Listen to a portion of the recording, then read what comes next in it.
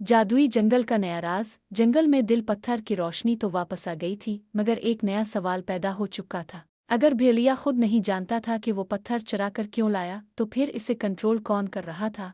उल्लू, चीता, लोमड़ी, तोता और रीछ एक बार फिर अपनी मुहिम पर रवाना हुए। अगर भेड़िया पर किसी ने जादू किया था, तो हमें इस जादूगर को ढूंढना होगा, उल्लू ने सोचा।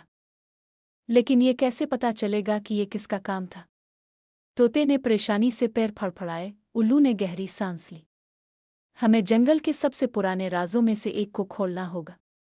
हमें साया तालाब जाना होगा। साया तालाब जंगल के सबसे गहरे हिस्से में था, जहां दिन में भी अंधेरा छाया रहता था। कहा जाता था कि अगर कोई इस तालाब में देखे, तो इसे इन राजों की झलक नजर आती है जो आम आंखों से पोशीदा होते हैं। जब वो वहां पहुंचे तो तालाब की सतह पर धुंध थी।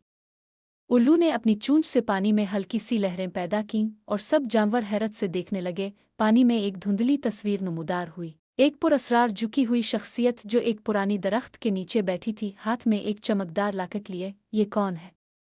चीते ने सरगोशी की। अचानक तस्वीर वाज़े हुई। ये गिद्ध था, एक पुराना परिंदा जिसके बारे में कहा जाता था कि वो जादुई इल्म रखता है, मगर कई साल पहले लापता हो गया था। जानवर फौरन इस दरख्त की तरफ रवाना हो गए जहां गिद्ध छुपा था। जब वो वहां पहुंचे तो गिद्ध वाकई एक पत्थर पर बैठा कुछ बड़बड़ा रहा था। जैसे ही इसने चीते और उसके दोस्तों को देखा, वो हंसने लगा। मैं जानता था कि तुम आओगे। इसकी आवाज़ खुरदरी और पुरअसरार थी। तुमने भेड़िया पर जादू किया है ना?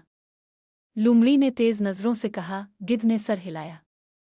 हाँ, मैंने किया, क्योंकि मैं जानना चाहता था कि क्या दिल पत्थर वाकई जंगल की ताकत रखता है। अब तुम्हें सज़ा मिलेगी, गिद्ध। रीछ धाड़ा। उल्लू ने फैसला सुनाया। तुम्हें जंगल से निकाल दिया जाता है। तुम्हारी ताकत खत्म हो चुकी है और तुम्हें कहीं और जाना होगा जहां तुम अपनी चालाकी का इस्तेमाल न कर सको। गिद्ध गायब हो गया हमेशा के लिए। अब जंगल दोबारा पुरअमन हो चुका था। दिल पत्थर अपनी जगह पर चमक रहा था और जंगल एक बार फिर अपनी जादुई ताकत से भरपूर था। मगर सब जानते थे कि जंगल के राज कभी खत्म नहीं होते। कोई ना कोई नया मुइम्मा हमेशा उनका इंतजार कर रहा होता है।